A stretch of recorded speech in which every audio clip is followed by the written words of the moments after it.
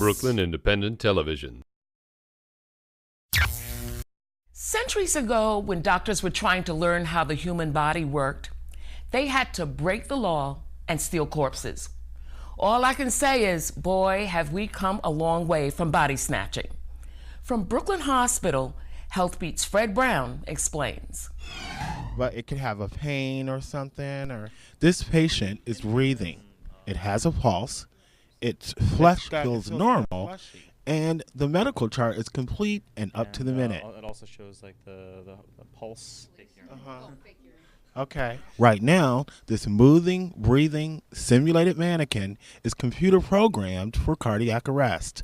And these emergency room interns hovering around are trying to figure out exactly what to do. For example, there are areas to check his pulse. He has simulated breathing and respiration. And he will say things. He will make actual patient complaints. He'll say, "Doc, my chest is hurting," or "I feel like I'm going to die," things like that. That's why having something like this, where I can see something on a screen, or I can see, what's going on with a simulated patient like this, afford me the opportunity to say, this is what I have to do in my head, and rehearse those pathways. Oh, it's been great because it's very nice to practice before you actually, get into a real scenario. So starting from from the beginning. Not all scenarios you see on a day-to-day basis. On this, you could expect any scenario. You could program the system to do anything. The video is stored right along beside the patient physiologic monitoring, so that, let's say I put this patient into, this is ventricular fibrillation, which means the patient is the patient is dead. The master programmer, Dr. Vincent Ye, head of the student affairs at the hospital. And aside from being the chief medical director overseeing all student residents, he's also an admitted computer geek, a true believer in the marriage between technology and medicine. And you've got a production facility. That's the beep.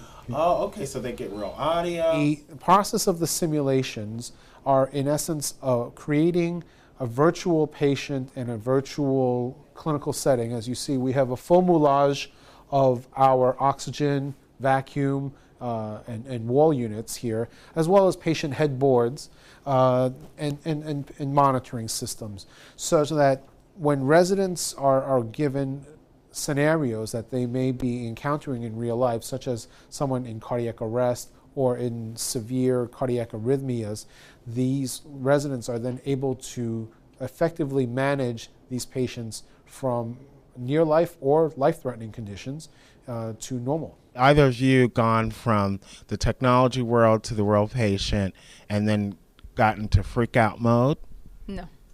No freak out mode. Like once you've used this and you get to the actual patient, you are ready. You're ready for the patient. Or laparotomy and somebody, you're only doing some small incisions, so they feel a lot more comfortable with less incisions on their belly. Now what this machine does is it gives you hands-on experience of how to do this type of surgery. It gives you a lot of training as if you were operating on a real patient. Looking at is the gallbladder of a patient. Oh my God, that looks like so real. This is the liver. This is the gallbladder. The instrument get scissors, and then you cut the part that needs to be cut. And grab the gallbladder as close to the bottom as I can, and it'll tell you if the patient starts to bleed or its actual format. Certain simulations, by the time you get to the patient, you are comfortable with the instruments. You're able to manipulate the instruments and actually you are able to do what you need to do. So we practice here first, and then when we get a real baby, we know what to do because we are comfortable. We've done this before, so it's actually quite helpful because here there's no pressure, and then when the real thing comes, it's easier because you've done it before. Do they cry? They poop? Yeah. We can make a lot of things on it. The new simulators, we can make the baby turn blue, we can make the baby go hypotensive, we can put some jelly or something and make it poop. We can do a lot of stuff on the babies. Why is this different from another educational process? I mean, wouldn't you want to get your hands on the real deal? Well, not right away because then you panic. But when you've done this, it's easy because you're just doing what you've done before, kind of going through it mentally. And, it's better really to just do this first and go right to the real thing. We have the setup and we have the staff walk over and we'll let them cough or cry. And sometimes it's, to see the reaction of the staff, because we create lots of scenarios for the staff, how to care for particular set of patients. Yes, that's what we do. And it's pretty interesting. It's very good. But at the end of the day, even for people who continue to work, you need to continue to keep your skills sharp. Exactly. Absolutely. That's your whole point. Exactly. That they come back and we check their competency level. And whatever new things rather, we teach them right here. Now, there no spanking of babies and things. No, just tap. Love taps. Love taps. The common statement in medicine is you see one, you do one, you teach one. It's certainly you don't want to be necessarily the patient on the first try. This is like a video game almost. This is like if I could take this home, I would.